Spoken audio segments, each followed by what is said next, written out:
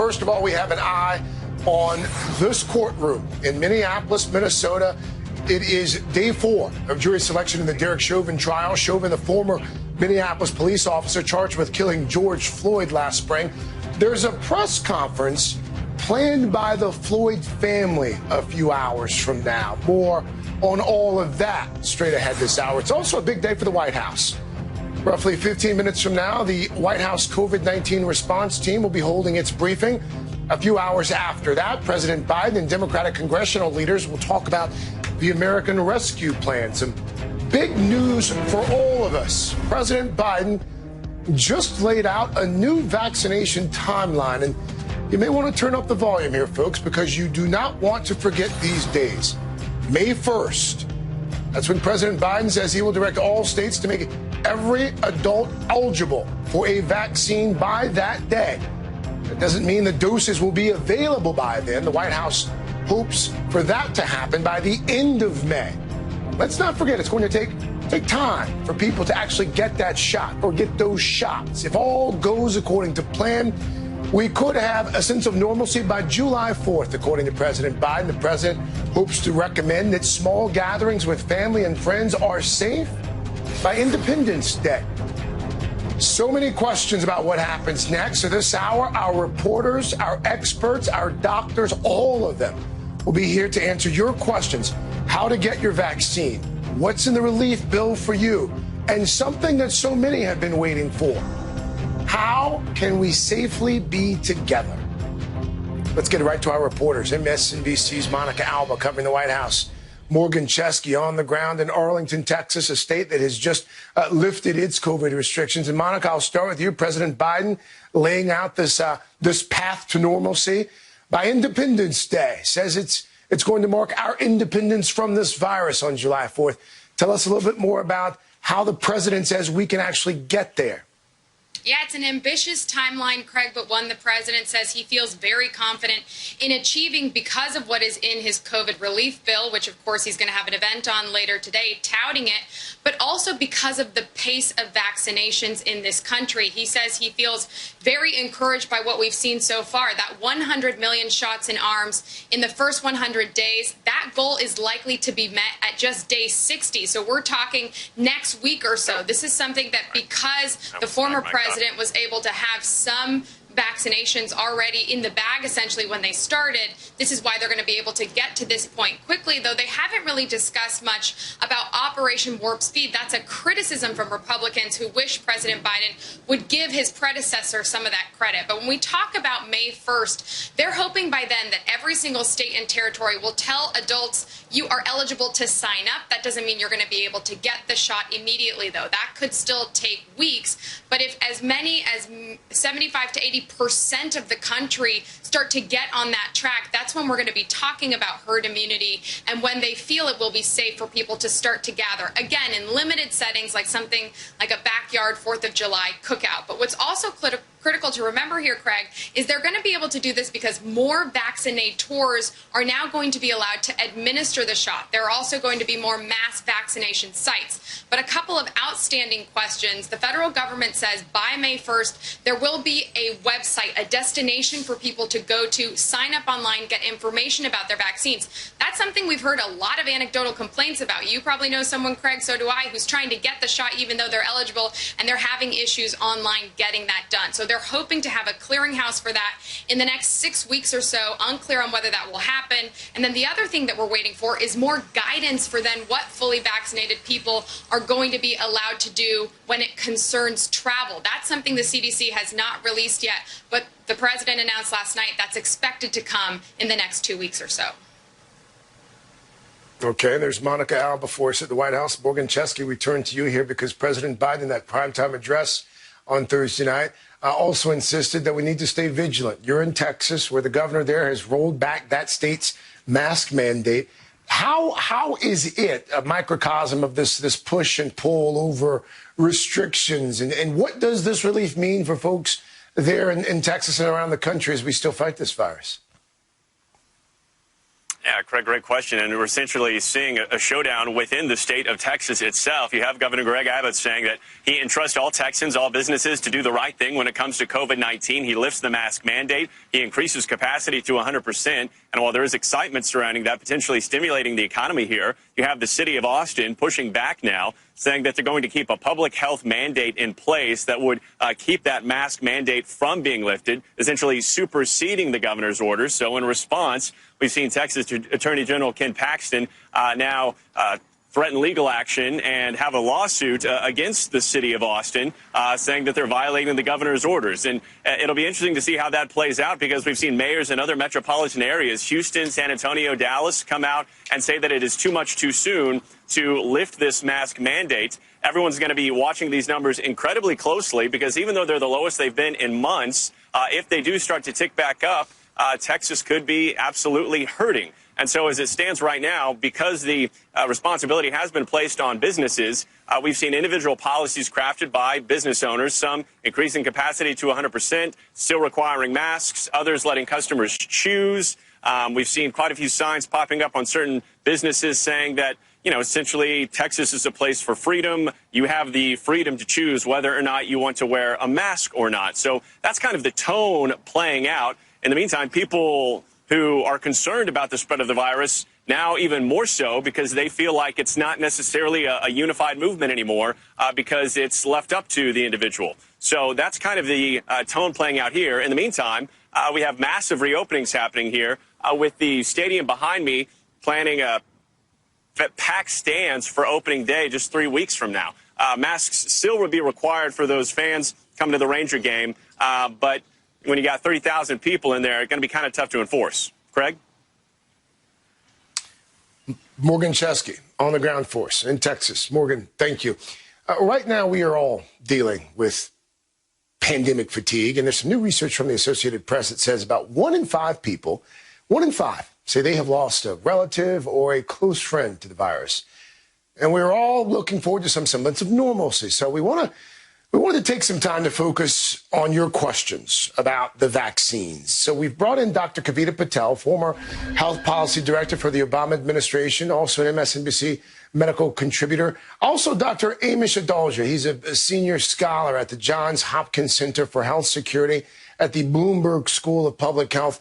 A big thanks to both of you. And Dr. Patel, we'll start with you, because we haven't seen a lot of research on the effect of vaccines in kids. Our first question comes from Twitter. This is the first Twitter question here. Very simple. Is there any news regarding COVID vaccines for children? Yeah, Craig, great questions. We're going to try to move through them quickly to get to as many as possible. So Moderna and Pfizer have closed enrollment for children and adolescents above the age of 12. Remember, Pfizer is authorized for ages 16 and above. So keep that in mind. That's ready now. But Moderna and Pfizer have closed enrollment 12 to 17. We'll be waiting for those trials to unfold. It should be in the next several months, though, Craig, that we'll get more information. And Johnson & Johnson is in trial with 12 to 17 and also has plans already for younger age groups, including infants. Most likely 12 to 17, possibly younger, could see vaccinations as early as this fall, authorized through the FDA. Just in time for the start of a new school year, it would seem. That's right. Dr. Adalja, we've got a question from a concerned mom. As she writes, my daughter is 14 weeks pregnant and teaches kindergarten. The children do not wear masks, but she does all the time while teaching. Her obstetrician does not believe she should get the vaccine now because she's not high risk. He doesn't feel there's enough information for pregnant women yet. Is there any new information about the safety of vaccinating pregnant women, Dr. Adalja? We're getting new information every day as more pregnant women are vaccinated. And I am somebody who advocates that pregnant women get vaccinated because they have higher rates of C-sections, higher rates of preterm birth, and the mother is more likely to require ICU level care. So this is something we should do. And you look at the CDC data, these registries, we see that there's been tens of thousands of pregnant women who have been vaccinated already, and we're not seeing any kind of side effect or any kind of safety signal that's worse than the background. So this does look safe for all of the vaccines. And remember, the Johnson & Johnson vaccine is something that's used for Ebola vaccines, and that's been given to pregnant women as well. So I think this is a safe and effective vaccine in pregnant women. We're getting more data, and it also is one way to pass antibodies from the mother to the developing fetus and then protect your infant for some period of time. There's data to that effect. So I think pregnant women should be getting vaccinated. All right, let's talk about booster shots here, Dr. Adalja. This is one of our viewers had a question about booster shots specifically. We've been told that we have to use the same brand of vaccine for the first and second shots. What about boosters or annual shots? Will the brand matter, or is it too soon to know? It's really too soon to know because we don't know what the interval is going to be, if there's going to be tweaks to the boosters to be better matched to variants that are circulating. So it may be that eventually there's another vaccine that's used as a booster. There are mix and match studies going on right now. We try to keep people to the same brand for their first and second dose, but there is CDC guidance that in extraordinary circumstances, you could sub Moderna versus for Pfizer or vice versa because they use the same technology. But again, too soon to tell. We'll get that data eventually as we follow people who've been vaccinated in natural history studies to see how well their immunity fares. Dr. Patel, let's move on to a question about antibodies specifically here. This is Vicky, also on Twitter.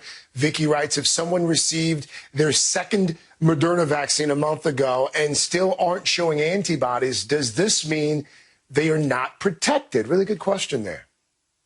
Yeah, it's a great question. By the way, this is the most popular question I'm getting from patients as we're having more and more people vaccinated. A couple of key points. It's understandably psychological to want to check your antibodies. Just for knowledge, I had Moderna, both doses. I have not checked my antibodies because I know that this is working based on the data we saw from the trials. But Craig, not all antibody tests are created equal. And it's highly likely that that test that the viewers asked about was an antibody test for another part of the virus called the nucleocapsid, not the spike protein, which is what the vaccine helps prime your immune system to develop antibodies against. I can assure you, you likely have antibodies to that.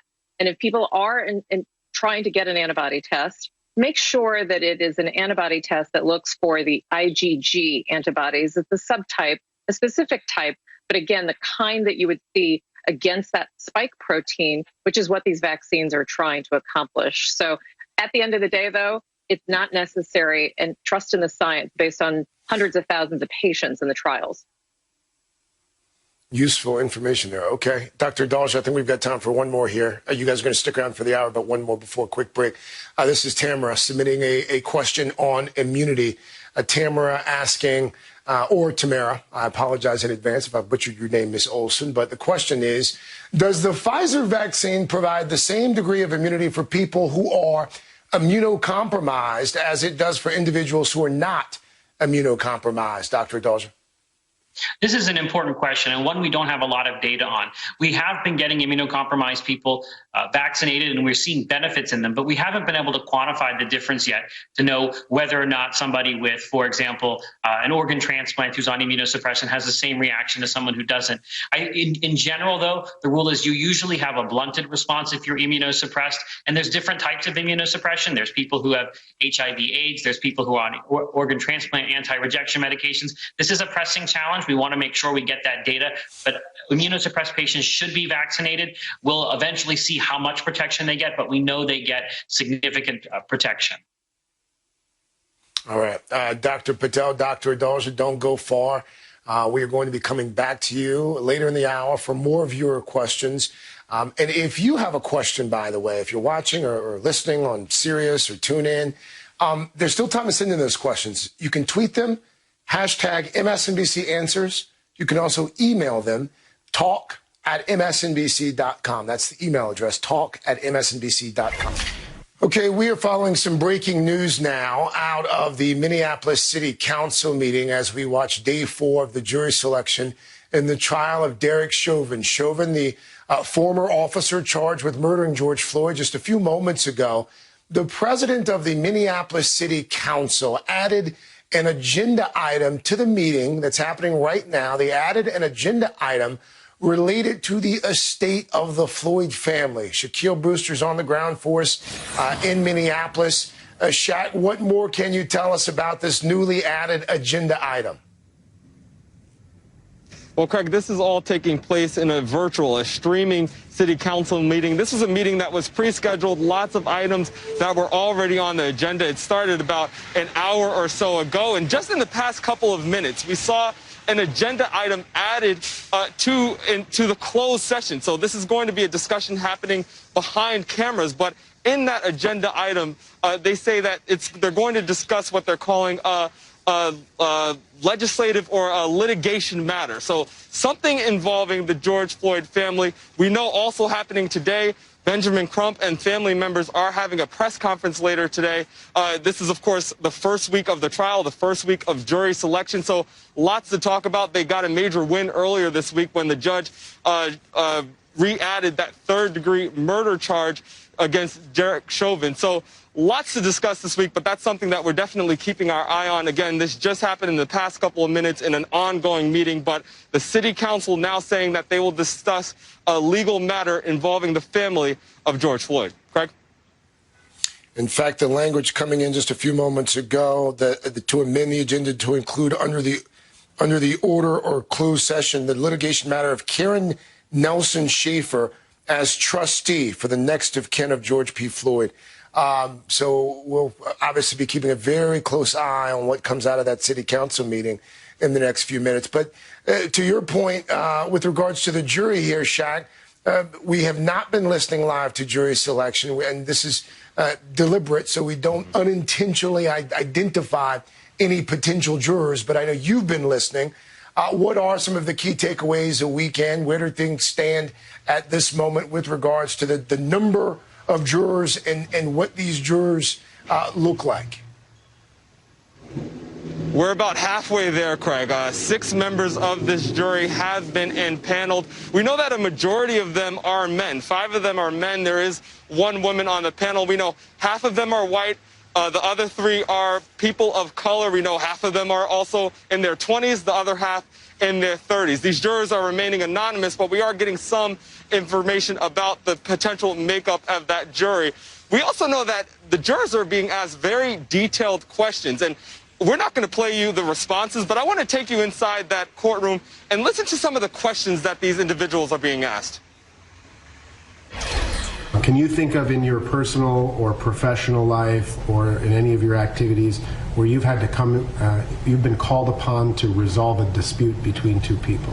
And so if you needed the police, you would like to know that you could pick up the phone, call, and that they would be available to help. It sounds like you have a strong respect for law enforcement. Is that fair? Would you be able to proudly say to your friends and Facebook followers and family members, I was a juror who found Mr. Chauvin not guilty?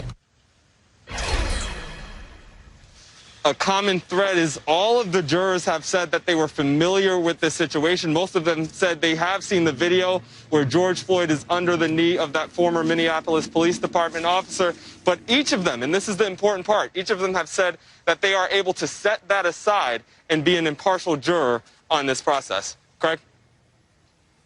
Seeing and hearing those lawyers ask those questions was pretty revealing. Shaquille Brewster for us on the ground in Minneapolis, where it looks like it's going to be a very busy day. Shaq, we'll check in with you in just a bit. We also have some breaking news right now in New York. Growing pressure on New York Governor Andrew Cuomo to resign. 4 more New York Democratic members of Congress joined the course this morning. That means now 11 Democratic representatives from the state have called on Cuomo to step down. Congressman Jerry Nadler says the governor has lost the confidence of the people in the state. Congresswoman Alexandria Ocasio-Cortez and Congressman Jamal Bowman say Cuomo can no longer lead. And just last hour, it was Congresswoman Grace Meng who said this to my colleague Hallie Jackson. With the increasing numbers of incidents coming through every single day, it's just become too much of a distraction for our state legislators to be able to do the job that they need to do to carry our state through this pandemic. 6 women have accused Governor Cuomo of inappropriate behavior, prompting those calls for him to resign. Governor Cuomo has denied touching anyone inappropriately, but he has acknowledged that he acted in ways that made people feel uncomfortable. He has said that was unintentional, and he has apologized. An independent investigation with lawyers appointed by the state attorney general is underway. President Biden signed the COVID relief bill into law, but how quickly could folks start to see those checks? We'll tell you right after this. Millions of small businesses across this country are struggling mightily to stay afloat. Millions more have already shut their doors. But now, with nearly 34 million Americans fully vaccinated and the end of this pandemic in sight, is an economic boom on the way. Lunar New Year in New York City's Chinatown is normally a time of boisterous celebration. But not this year. Like so many small business owners across the country, Truman Lamb is just hanging on. Easily right now, year over year, we're down like 85% sales. His huge, iconic restaurant, Jing Fong, once hustling and bustling, is quiet now. He's had to furlough more than 100 employees. I don't have the tools to try to survive. When the hole is so big, there's no way. A few blocks away, it's the same story. Mei Lam struggles to keep her business open. She's the fifth-generation owner of the oldest store in Chinatown. To NBC's Sahil Kapoor to help us break down what exactly is in the American Rescue Plan for you, what it means for you. And Sahil, just looking at what we just saw there in Chinatown, it is obvious that there are so many folks who are hurting right now. So let's start with a question that's on everyone's mind this morning. When will people start to see those $1,400 checks hit their bank accounts or mailboxes? It'll begin as early as this weekend, Craig. The best thing people can do to get their money, especially if they saw their incomes fall last year during the pandemic, is to file their tax returns as soon as possible. And by that, I mean today. The Treasury is making these determinations as we speak right now, and to make sure that people have uploaded their bank info to the IRS through the portal online, because that's the fastest way to get it. It'll take longer if you get it through a paper check in the mail. Okay, good information there. Another huge change, Sahil, is the child tax credit. Folks not talking about this one as much, but one viewer did ask about that specifically. This viewer writing, what income bracket is qualified to receive the money? Is a family of four with a joint income of $250,000 qualified? So, Sahil, who qualifies, and how does this bill change how the child tax credit works? Craig, that family of four will not qualify for this enhancement. The enhancement is available for singles up to $75,000 and couples, married couples, making up to $150,000. And it's a huge, huge shift because it increases the existing tax credit of $2,000 to $3,000 for kids 6 to 17 and $3,600 for kids under 6. And it also eliminates a minimum income threshold. So it's a big deal for families under that threshold. Our next viewer submitted a question that millions of Americans can relate to right now as well. Susan asking, is there anything to help homeowners who are behind in mortgage payments, and how or what do we do to apply? My husband and I are dreadfully behind in mortgage payments. I was laid off and my husband lost his second job. Even after the stimulus check, we will be in trouble. Sahil? Craig, the best thing I can advise our viewer to do is to call their lender or loan servicer, because, yes, there is a $10 billion fund for what's called the Homeowner Assistance Program in this COVID bill. It can do things like waive late fees and potentially grant some forbearance, but the implementation is complicated. So individuals who want to take advantage of this should contact their loan servicer directly. The rescue plan also makes some pretty substantial changes to the Affordable Care Act since it was passed in 2010. How will they affect people's health care? There's an infusion of $34 billion in Obamacare subsidies, Craig. Those are the Affordable Care Act exchanges, and essentially people are going to pay no more than 8.5% of their income on insurance premiums. Currently, many people pay more than that. And for those making 150% of the poverty line or less, that's about $20,000 a year, their premiums will be eliminated entirely. Sahil Kapoor, very useful information, answering questions there about what's in that bill, what it means for you, Sahil. Thank you. Our doctors are back as well. They are back to answer all of your questions about the pandemic, including when you can safely get together with family and friends. And we'll also take a moment to remember yet another one of the many lives taken by this virus, a 28-year-old mother and proud member of the Navajo Nation.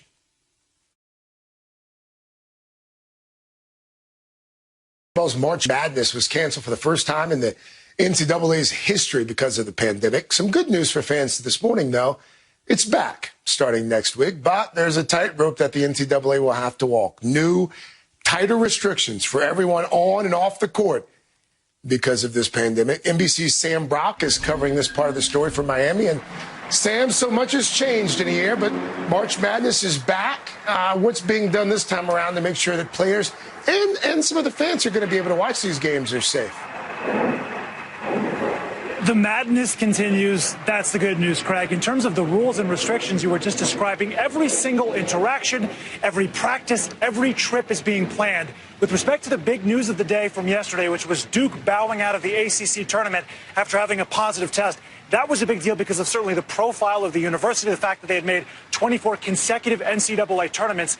But here's the bottom line. Duke was being so careful that their players, I'm told, were staying at a hotel on campus for the entirety of the season. And yet still this happened, according to Dana O'Neill, a senior writer with The Athletic. So the NCAA is now in a position where they're trying to figure out how are we going to be maneuvering 68 different schools, 2,000 plus people in the traveling parties there. They're doing it all in Indiana, most of this in Indianapolis specifically, on about a half dozen courts, primarily from local universities.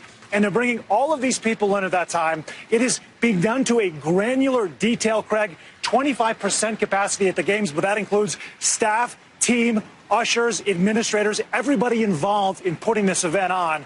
The bus trips, I'm told, 34 folks for each team are being split up among 3 different buses with assigned seats so that no one is sitting next to another person or with anyone in front of them. The elevator trips are being planned so that if a team is practicing, they're shutting down the other elevators, bringing some people down, moving them out, and then doing the same thing with the rest of the teammates. That is how particular this is. Dana O'Neill says she has never seen anything like it. Here's how she describes what's going on right now in Indiana. You're going to go from your hotel bubble to your practice bubble to your transportation bubble to your arena bubble and back. So it's sort of like a bunch of mini bubbles within one another. Even the officials are being quarantined in their hotels. Their day basically consists of going from hotel to van to arena, back to hotel, and that's it. And Dana told me that the coaches, if they want to go for a jog outside, are being told they would rather you run in the convention skyway hallways rather than go outside. That is how careful the NCAA is being, at least for the start of this, as you start with really an unprecedented blueprint for putting on everyone's favorite tournament, March Madness, which will go on starting next week. Craig, back to you. Sam Brock in Miami. Sam, thanks so much. Enjoy the weekend, buddy. Now that we have new guidance from the CDC for fully vaccinated people, we wanted to answer some more of your questions on getting together, being with our friends and family and loved ones. So we bring back Dr. Kavita Patel, Dr. Amish Adaljan. Dr. Patel, I'll start with you. We actually got a question from the Oakland Jazz Choir on Twitter. They're asking, can a small, fully vaccinated community choir of 15 to 20 rehearse together with singers, masks, outdoors and indoors? Yeah, great question. And I'm looking forward to hearing as much music as possible. So the updated CDC guidance does allow for fully vaccinated people. That's 2 weeks after your second dose for a 2-dose vaccine, or 2 weeks after your 1 dose if it's a 1-dose vaccine. That's considered fully vaccinated, Craig. They do allow for small gatherings, and that's indoors without a mask, which is exceptional. And I would just offer that 15 to 20 is right at the cusp of kind of a medium size. So if possible, keeping the risk lower now would be great. And it sounds like they're willing to sing outdoors, and that's wonderful also. So I would encourage fully vaccinated people, small settings, to get together indoors without masks even. All right, sing away. Dr. Adaljan, we've got an email from a golfer who's ready to get back out on the course. She says, I would like to rejoin my ladies golf league in May. I will be fully vaccinated by then, but other members might not be. Will it be safe for me to join? So this is an area where I think that we have to kind of go beyond what the CDC guidance says. And a lot of us are being a little bit more bold because the CDC guidance was cautious. I would say golfing is an outdoor activity. It is low risk. It was even low risk pre-vaccine, if you're vaccinated and you're around some people that are not unvaccinated, that are unvaccinated, but you're in an outdoor setting, I think it's pretty low risk. I don't think that people that are vaccinated are really going to be shown to be drivers of infection. More and more data is coming out. So I would say that that is a relatively safe activity, but it goes beyond the CDC guidance. But we'll likely see more iterations of the guidance as we get more data from the CDC, so they feel more comfortable making those types of judgments. But I would say go for it. Dr. Patel, really quickly, one more here. This is Michael asking if everyone involved is vaccinated. If everyone's vaccinated, can visiting family or friends stay overnight for short visits? Yes, absolutely. That's the greatest sign that we're getting a little closer to normal, Craig. You should visit and absolutely feel comfortable and safe staying with them. Dr. Adalja, thank you. Dr. Patel, thank you as well. And what beautiful tulips you have there on this Friday morning. Enjoy the weekend, doctors. This week, we have been taking a moment every day to honor the more than 533,000 Americans we have lost to this virus. One of the lives cut short was Valentina Blackhorse.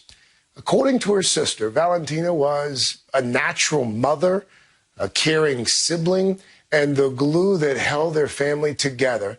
Valentina was also a former Miss Western Navajo, dedicated to sharing her culture and language. She died just one day after testing positive. She leaves behind a one-year-old daughter who she loved deeply. And this is how we should remember Valentina Blackhorse in the words of her younger sister, Danielle.